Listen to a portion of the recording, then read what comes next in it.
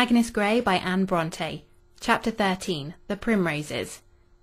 Miss Murray now always went twice to church, for she so loved admiration that she could not bear to lose a single opportunity of obtaining it, and she was so sure of it wherever she showed herself, that whether Harry Meltham and Mr. Green were there or not, there was certain to be somebody present who would not be insensible to her charms, besides the rector, whose official capacity generally obliged him to attend. Usually, also, if the weather permitted, both she and her sister would walk home, Matilda because she hated the confinement of the carriage, she because she disliked the privacy of it, and enjoyed the company that generally enlivened the first mile of the journey in walking from the church to Mr. Green's park gates, near which commenced the private road to Horton Lodge, which lay in the opposite direction, while the highway conducted in a straightforward course to the still more distant mansion of Sir Hugh Meltham. Thus there was always a chance of being accompanied so far either by Harry Meltham, with or without Miss Meltham, or Mr. Green, with perhaps one or both of his sisters, and any gentlemen visitors they might have. Whether I walked with the young ladies or rode with their parents depended upon their own capricious will. If they chose to take me, I went; if, for reasons best known to themselves, they chose to go alone, I took my seat in the carriage. I liked walking better, but a sense of reluctance to obtrude my presence on anyone who did not desire it always kept me passive on these and similar occasions, and I never inquired into the causes of their varying whims. Indeed, this was the best policy, for to submit and oblige was the governess's part, to consult their own pleasure was that of the pupils. But when I did walk, the first half of journey was generally a great nuisance to me. As none of the before-mentioned ladies and gentlemen ever noticed me, it was disagreeable to walk beside them, as if listening to what they said, or wishing to be thought one of them, while they talked over me or across, and if their eyes, in speaking, chanced to fall on me, it seemed as if they looked on vacancy, as if they either did not see me, or were very desirous to make it appear so. It was disagreeable, too, to walk behind, and thus appear to acknowledge my own inferiority, for in truth I considered myself pretty nearly as good as the best of them, and wished them to know that I did so, and not to imagine that I looked upon myself as a mere domestic, who knew her own place too well to walk beside such fine ladies and gentlemen as they were, though her young ladies might choose to have her with them, and even condescend to converse with her when no better company were at hand.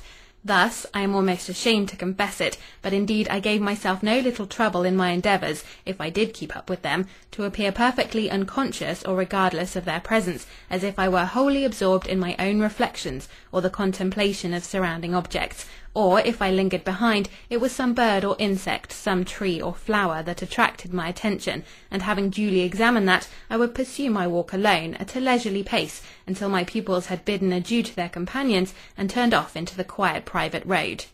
One such occasion I particularly well remember. It was a lovely afternoon, about the close of March. Mr. Green and his sisters had sent their carriage back empty, in order to enjoy the bright sunshine and balmy air in a sociable walk home along with their visitors, Captain Somebody and Lieutenant Somebody else, a couple of military fops, and the Misses Murray, who, of course, contrived to join them. Such a party was highly agreeable to Rosalie, but not finding it equally suitable to my taste, I presently fell back, and began to botanize and entomologize along the green banks and budding hedges, till the company was considerably in advance of me, and I could hear the sweet song of the happy lark. Then my spirit of misanthropy began to melt away beneath the soft, pure air and genial sunshine. But sad thoughts of early childhood, and yearnings for departed joys, or for a brighter future lot, arose instead.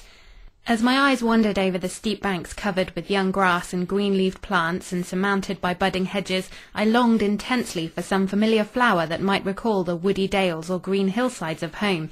The brown moorlands, of course, were out of the question. Such a discovery would make my eyes gush out with water, no doubt, but that was one of my greatest enjoyments now.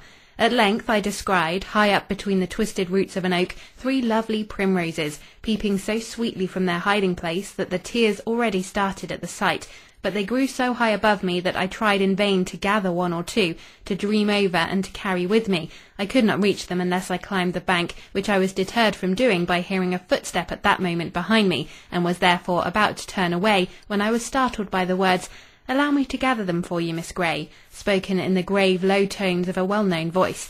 Immediately the flowers were gathered and in my hand. It was Mr. Weston, of course. Who else would trouble himself to do so much for me? I thanked him, whether warmly or coldly I cannot tell, but certain I am that I did not express half the gratitude I felt. It was foolish, perhaps, to feel any gratitude at all, but it seemed to me at that moment as if this were a remarkable instance of his good nature, an act of kindness which I could not repay, but never should forget. So utterly unaccustomed was I to receive such civilities, so little prepared to expect them from anyone within 50 miles of Horton Lodge. Yet this did not prevent me from feeling a little uncomfortable in his presence, and I proceeded to follow my pupils at a much quicker pace than before, though perhaps if Mr. Weston had taken the hint and let me pass without another word, I might have repeated it an hour after, but he did not. A somewhat rapid walk for me was but an ordinary pace for him. "Your young ladies have left you alone," said he. "Yes, they are occupied with more agreeable company." "Then don't trouble yourself to overtake them." I slackened my pace, but next moment regretted having done so. My companion did not speak, and I had nothing in the world to say, and feared he might be in the same predicament. At length, however, he broke the pause by asking, with a certain quiet abruptness peculiar to himself, if I liked flowers. "Yes, very much," I answered. "Wild flowers especially." "I like wild flowers," said he. "Others I don't care about, because I have no particular associations connected with them, except one or two. What are your favourite flowers?" "Primroses, bluebells, and heath blossoms." "Not violets?" "No, because, as you say, I have no particular associations connected with them, for there are no sweet violets among the hills and valleys round my home." "It must be a great consolation to you to have a home, Miss Grey," observed my companion after a short pause. "However remote, or however seldom visited, still it is something to look to." "It is so much that I think I could not live without it," replied I, with an enthusiasm of which I immediately repented, for I thought it must have sounded essentially silly.